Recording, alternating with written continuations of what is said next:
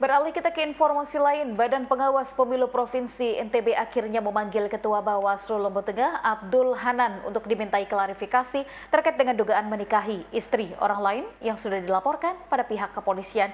Kasus yang sudah dilaporkan ke pihak kepolisian tersebut diharapkan tidak mengganggu tugas kinerja Bawaslu Lombok Tengah yang tentunya akan menggelar Pilkada 2020.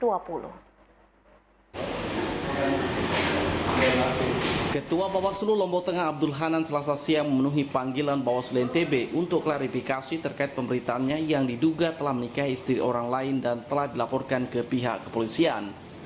Klarifikasi ini dilakukan secara tertutup di ruang rapat koordinator divisi organisasi dan SDM Bawaslu NTB. Sementara itu, Koordip Organisasi dan SDM Bawaslu NTB Iteratif menegaskan bahwa pemanggilan terhadap Ketua Bawaslu Lombok Tengah Abdul Hanan sengaja dilakukan untuk meluruskan pemberitaan yang berkembang. Bawaslu NTB tegasnya ingin memastikan kasus dugaan tersebut tidak bermuatan politik dan tidak berdampak terhadap tugas dan kinerja Bawaslu Lombok Tengah yang akan menggelar pilkada. Dan bila kasus dugaan menikah istri orang yang menerpa Ketua Bawaslu Lombok Tengah tersebut bermuatan politik, maka Bawaslu NTB tegas iteratif akan bersikap dan tidak tinggal diam karena telah menyerang marwah lembaga Badan Pengawas Pemilu. Namun jika persoalan tersebut hanya persoalan pribadi Ketua Bawaslu Lombok Tengah Abdul Hanan, maka pihaknya berharap agar isu tersebut segera diselesaikan oleh yang bersangkutan.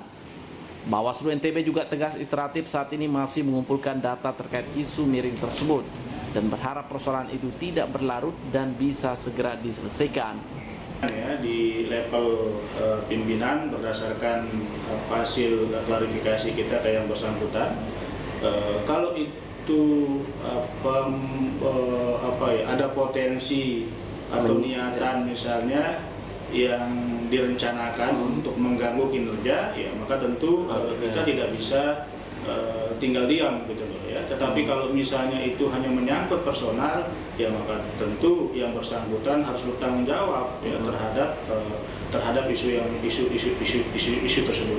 Nah, oleh karenanya kita masih terus mengumpulkan ya, informasi-informasi dan ya tentu kita ingin kasus ini tidak berlarut. Dan hingga berita ini turunkan, proses klarifikasi terhadap Ketua Bawaslu Lombok Tengah Abdul Hanan masih berlangsung. Selain Koordip Organisasi dan SDM Iteratif, klarifikasi ini juga dilakukan Komisioner Bawaslu NTB lainnya.